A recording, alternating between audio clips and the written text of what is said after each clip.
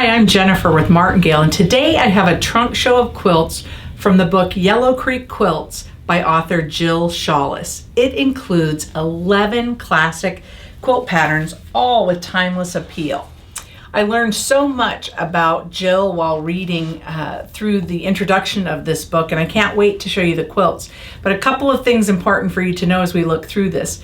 The light of Jill's life is her 7 grandchildren, and so many of these quilts are named after her grandchildren. And in fact, 2 additional grandchildren were born during the writing of her book. So that's kind of a fun fact. And the other fun fact I learned was about Yellow Creek. Jill and her sister were the owners of a quilt shop, Yellow Creek Quilt Designs, in Pearl City, Illinois. And Yellow Creek was the name of her town before it changed to Pearl City. And legend has it that someone found a pearl in Yellow Creek, and they thought enough of that moment in time that they renamed the city Pearl City. So isn't that fun? So Yellow Creek Quilts has 11 quilt patterns, and the first one I want to show you is called Cross My Heart. It has these beautiful cross blocks in it. Jill is a fan of all things antique and vintage.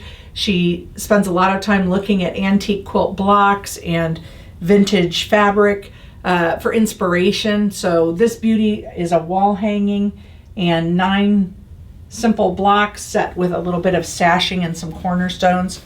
Beautiful.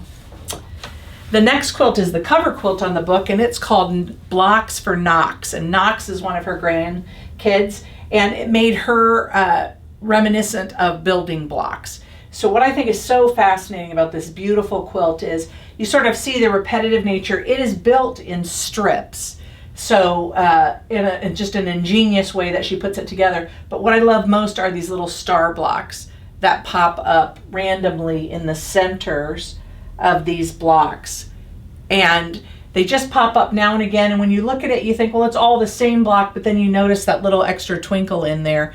So this is called Blocks for Knox. I absolutely love that little hidden element of those star blocks. This little quilt is a wool piece, and she's finished the edges. It's just got a simple homespun backing on it.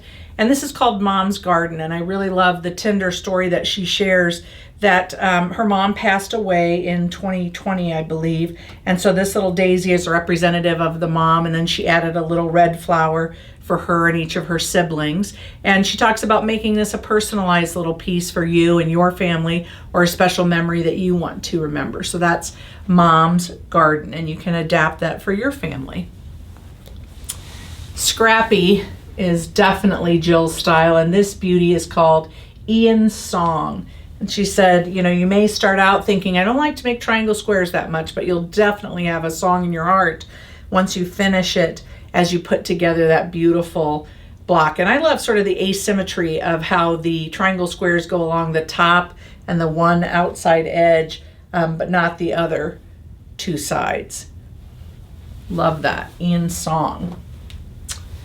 If basket blocks are a favorite of yours, as they are of Jill's, this is from Eden's Garden, and it has 3 baskets in it. Each of them has sort of a different muted tone coming out the top in the fabrics that she's chosen, and a super easy table runner that you could make for sure in a weekend, I think. So this next pair of quilts, this is called Cades Crossing, and it is grays and sort of a steely blue tone. Beautiful, the skinny blue border that goes around it. It's an Ohio star block on point, and you can see where she's made such a close tone on tone match for these center stars that they recede in the overall look of the quilt. So a little wall hanging called Cades Crossing. And then she did a second crossing, which is the name of this quilt, and I'll try to hold up both. And this one has a different color scheme, still the muted tones, but you can see the contrast of those dark purple and gray blocks a little bit easier than the blue, and a different size, and added just a single border as opposed to the double border. But Cades Crossing and a second crossing. And wall hangings are a great way if you have a special spot in your house that you like to showcase your talent, and you can make them and change them out by the season, or by the color scheme that you have going at the moment. That's something I love to do in my own home. This one is called Around Town, and a trip around the world block, and it's absolutely beautiful throw. So I'll try to step back here and give you a little more look of it. But again, Jill's style is very scrappy, and she loves to utilize these different fabrics in different ways. And she suggests that sort of in this part, I think you can see this gold fabric appearing a couple of times. And if you want to get a super scrappy look and things, this is a definite scrap buster, but placing your fabrics in different locations in the block can make it appear more scrappy if you don't always use them in the same position. So mixing it up, having them appear closer to the center, further from the center, is a great way to increase the scrappy look overall. And just simple squares throughout, but a beautiful cross hatching to finish that off. Love that quilt, called Around Town. Now this next quilt is called Superstars, and it showcases these spinning stars that sort of look like they're rotating both clockwise and counterclockwise. And then it's got the addition of the little sawtooth being introduced along the border in a couple places randomly with the triangle squares. So to make the best use of your fabric when you're making this, she tells you how to maximize your fabrics, and you'll end up with 9 extra blocks so you can make this little bonus quilt with your extra stars. So if you're a thrifty quilter and like to get the most out of everything, you'll waste not and want not and get 2 quilts out of that.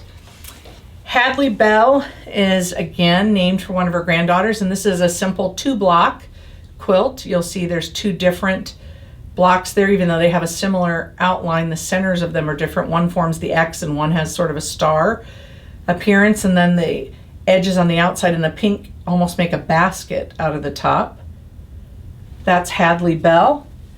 And last but not least is this little cutie called Boston in Bloom. So a Boston Commons block is the background, and then the bloom that she's added here is actually a wool applique, and using some specialty embroidery threads to add some embellishment to it and make, again, a cute little wall hanging reminiscent of the mom's garden.